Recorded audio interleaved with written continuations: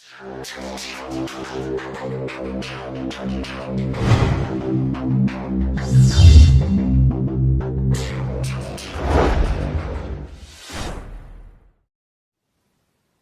علیکم و رحمت الله و برکاته.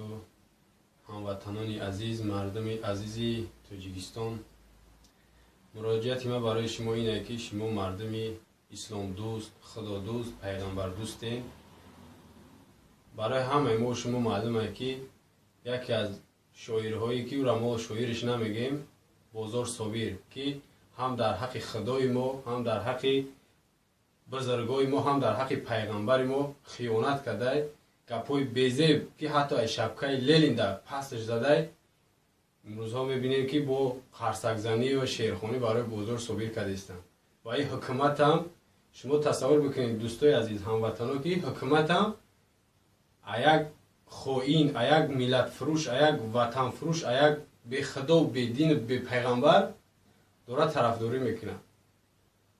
شما تصور کنید بازار صابیری که ما همان خدا را قبول داریم، پیغمبر را قبول داریم، اسلام را قبول داریم، همش دوست می‌داریم، احکامای اسلام و قرآن خدا را، اومد همش شبکه لیلی در پس زد. امروز با ما می‌بینیم بعضی‌هاش می‌گویند استاد بازار صابیر زنده بود، استاد بازار صابیر شاعر بهترین. و خدا قسم مردم عزیز تاجیکستان، شما چیکار میکنید؟ این حکومت را ببینید، یک آدمی که یک خیانت در همه بزرگای ما، هم خدا و هم پیغمبر کرده، با میبرویند حکومت دستگیریش کرده است، حکومت طرفداریش کرده است. اینجا معلومه که حکومت خودشم خوینه، خودشم همون بالا توپویش همش خوینه که یک انسانی که در ملت ما، در فرهنگ دین ننگ و ناموس ما خیانت کرده، با بروی خونش بته، کلید خونه را بتش.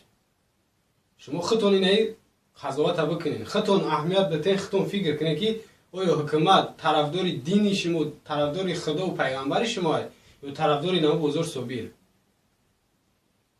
اینا میدونم که بعضی شماش میبینه که بعضی دیگه‌اش طرفداریش میکنن، قرصک میزنن، همکاری و دوستی و رفیقی میکنن قطعیش.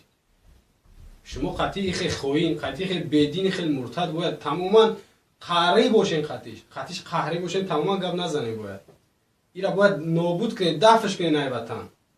شما رو هم بزرگتون، هم پیغمبرتون، هم خداتون ای شبکه لیلین در پس دونید. هیچ خیلی شاعره، شاعر هم خیلی میشه. شاعر باید که یک شعری بگه که مردم راحت کنن، نه اینکه در دین شما طعنه بزنه، در پیغمبر شما طعنه بزنه. شعر نیست، شاعر نیست.